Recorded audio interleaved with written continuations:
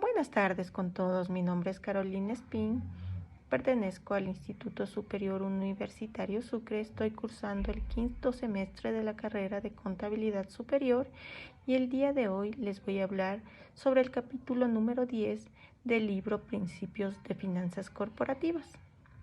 Este capítulo habla sobre el presupuesto de capital y riesgo. Mucho tiempo antes de que se desarrollen las teorías modernas que relacionan el riesgo y el rendimiento, los administradores financieros inteligentes ya efectuaban ajustes por riesgo en el presupuesto de capital.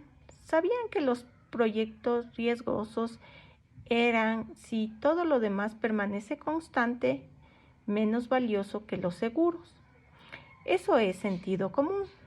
Por lo tanto, demandaban tasas de rendimiento más altas por los proyectos riesgosos o basaban sus decisiones sobre proyectos riesgosos en pronósticos conservadores de flujos de efectivo del proyecto.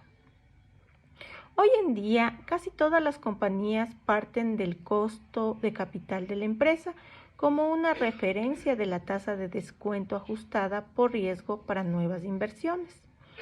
El costo de capital de la empresa es el costo de oportunidad del capital invertido en la compañía tomada como un todo.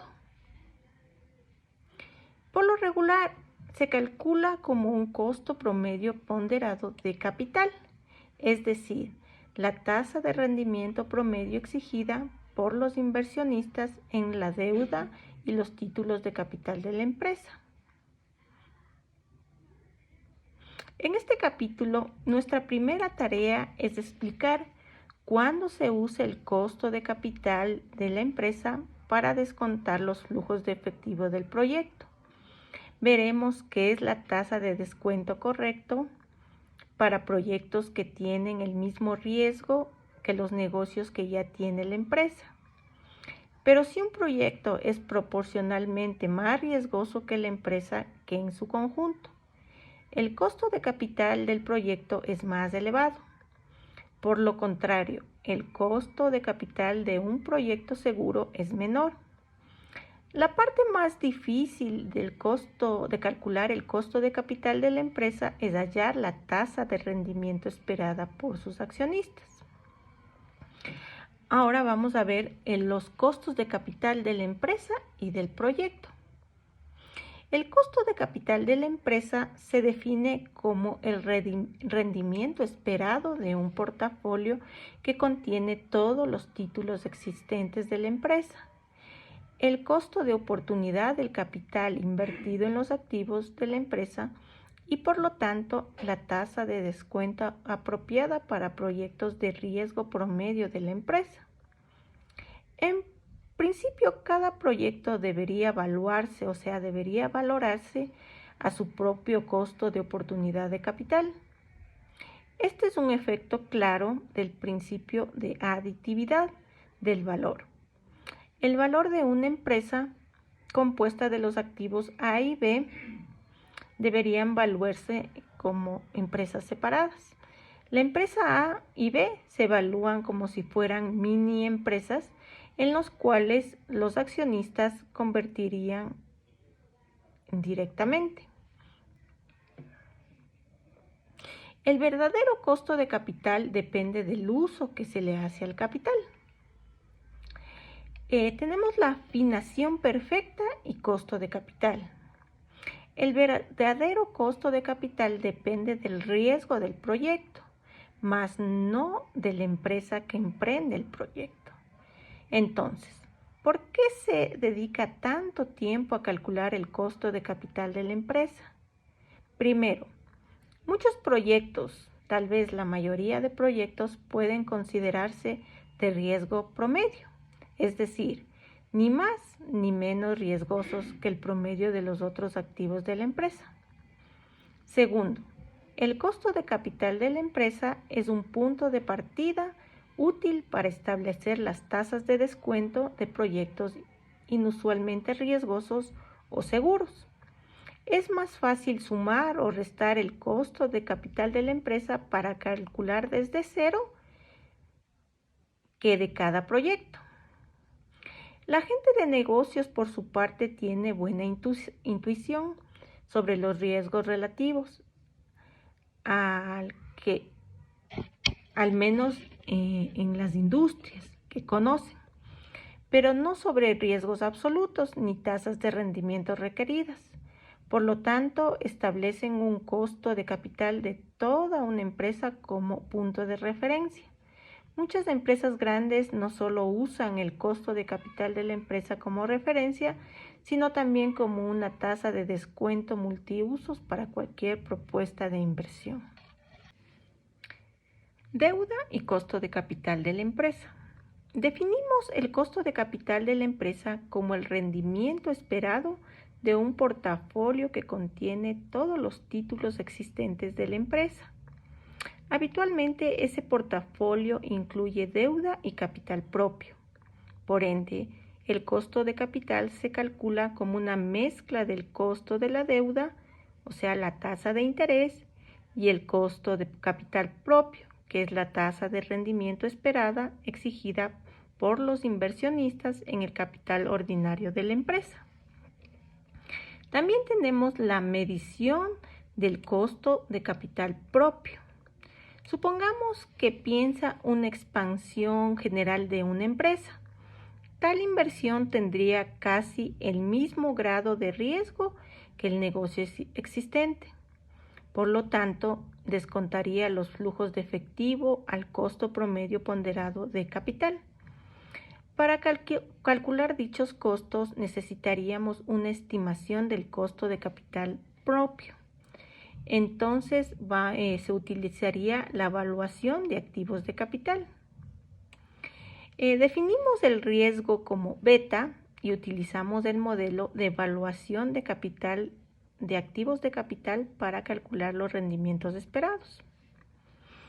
¿Cómo calculamos la estimación de beta? La forma más común de estimar la beta de una acción es determinar cómo ha respondido el precio de la acción a las fluctuaciones históricas del mercado. Por supuesto, esto dará solamente una estimación de la verdadera beta de la acción. Tal vez se obtenga una cifra más confiable si se calcula una beta de la industria para un grupo de empresas similares. Tenemos un gráfico donde la beta es la pendiente de la línea ajustada. Los errores de estándar están entre paréntesis debajo de las betas. El error estándar muestra el intervalo del posible error del estimador de la beta. Asimismo, presentamos la proporción de riesgo total debida a las fluctuaciones de mercado. ¿Cómo determinamos las tasas de descuento cuando no se tiene beta? El costo de capital de la empresa es la tasa de descuento correcta para proyectos que tengan el mismo riesgo que los negocios que ya posee la empresa. Sin embargo, muchas compañías utilizan el costo de capital de la empresa para descontar los flujos de efectivo previsto de todos los nuevos proyectos. Este es un procedimiento peligroso. En principio, cada proyecto debería ser evaluado a su propio costo de oportunidad del capital. El verdadero costo de capital depende del uso que se le dé al capital. Si deseamos estimar el costo de capital de determinado proyecto, lo que cuenta es su propio riesgo. Por supuesto, el costo de capital de la empresa queda bien como tasa de descuento para proyectos de riesgo promedio. Asimismo, es un punto de partida útil para hallar las tasas de descuento de proyectos más seguros o riesgosos. ¿Cómo evitar factores adicionales en las tasas de descuento? Después pasamos al tema de valorar el riesgo del proyecto. Desde el punto de vista del inversionista, la definición de riesgo es todo peligro de que se tengan malos resultados. Creemos que los riesgos de un proyecto son una lista de cosas que podrían salir mal. En primer lugar, hay que evitar factores adicionales a las tasas de descuento para compensar las preocupaciones acerca de los resultados del proyecto y ajustar los pronósticos de flujos de efectivo para dar el peso correcto tanto a los buenos como a los malos resultados. Después de esto, hay que preguntarse si se incorpora la probabilidad de los malos resultados al riesgo del mercado del proyecto. En segundo lugar, a menudo pueden identificarse los proyectos de alta o baja beta, incluso sin calcularlas directamente. En tercer lugar, no hay que dejarse engañar por el riesgo diversificable del proyecto. No debe incrementarse la tasa de descuento para compensar los riesgos que puedan diversificarse en los portafolios de los inversionistas. Hay un obstáculo más por saltar. Casi todos los proyectos producen flujos de efectivo durante varios años. Por lo general, las empresas utilizan la misma tasa ajustada por riesgo para descontar cada uno de estos flujos. Cuando los malos resultados sean mayores que los buenos, se deberían reducir el pronóstico de flujo de efectivo hasta que se recupere el equilibrio. Observamos los riesgos de los negocios en los mercados de capitales, pero no existe una teoría de cómo se generen estos riesgos. Pero se conocen algunas cosas. ¿Qué determina las betas de los activos? Primero vamos a ver los movimientos cíclicos.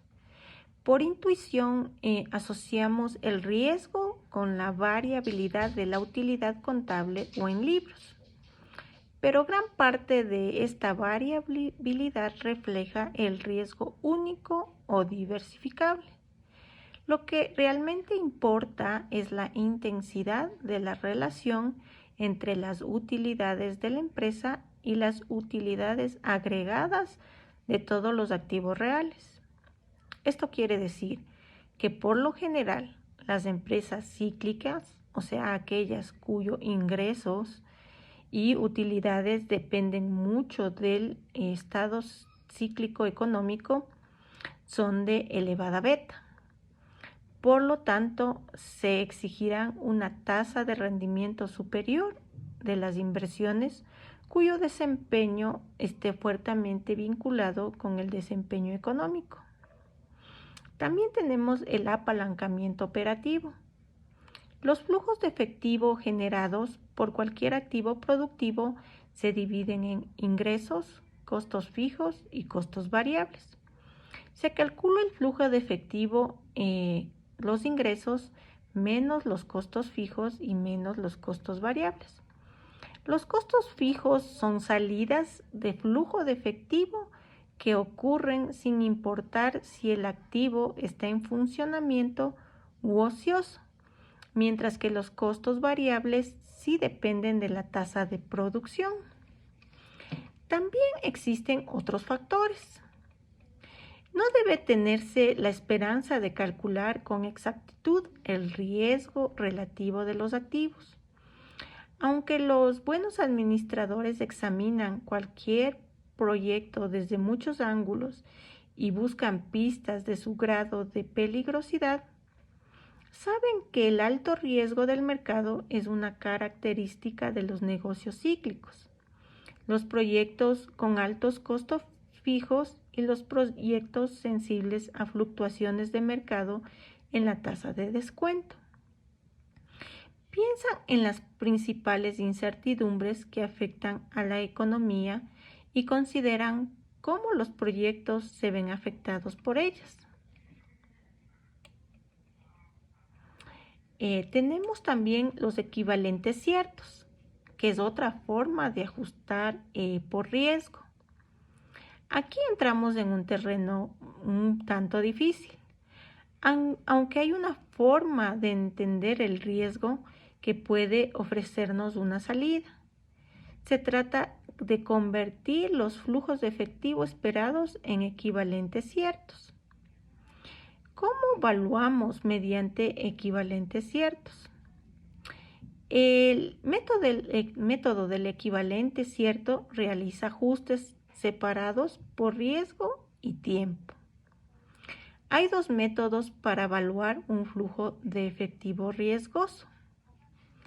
El método 1 es descontar el flujo de efectivo riesgoso a la tasa de descuento R ajustada por riesgo, que debe ser mayor a la tasa de interés libre de riesgo. El método número 2 es encontrar el flujo de efectivo equivalente cierto y descontar a la tasa de interés libre de riesgo. Cuando se usa este método, se debe preguntar, ¿cuál es el flujo seguro más pequeño por el cual se intercambiaría un flujo de efectivo riesgoso? También en este capítulo nos habla sobre la tasa de descuento para proyectos internacionales. Estos principios básicos también se aplican internacionalmente, pero por supuesto esto tiene complicaciones. El riesgo de una acción o un activo real quizá dependa de quién realice la inversión. Cuando una empresa mide el riesgo en relación con su mercado nacional, sus administradores suponen implícitamente que las acciones solo invierten en acciones nacionales.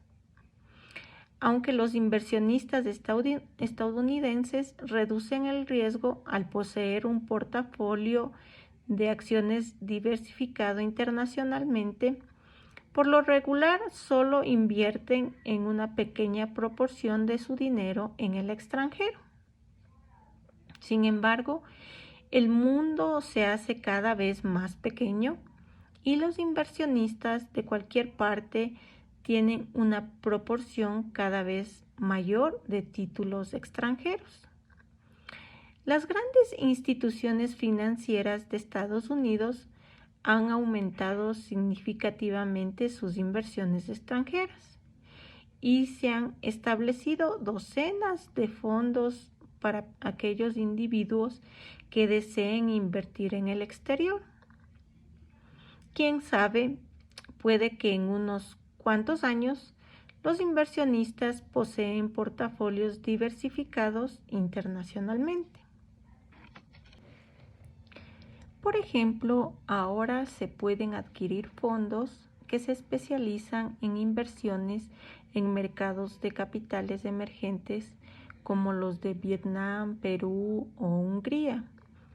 Conforme los inversionistas incrementan sus tenencias de acciones extranjeras, se vuelve menos apropiado medir el riesgo en relación con el mercado nacional y más importante es el riesgo de cualquier inversión en relación con los portafolios que en realidad poseen. Si los inversionistas de todo el mundo poseyeran el portafolio mundial, entonces las empresas francesas y estadounidenses demandarían el mismo rendimiento de una inversión en Estados Unidos, en Francia o en Egipto. Muchas gracias por su atención. Espero que este contenido sea de utilidad para ustedes.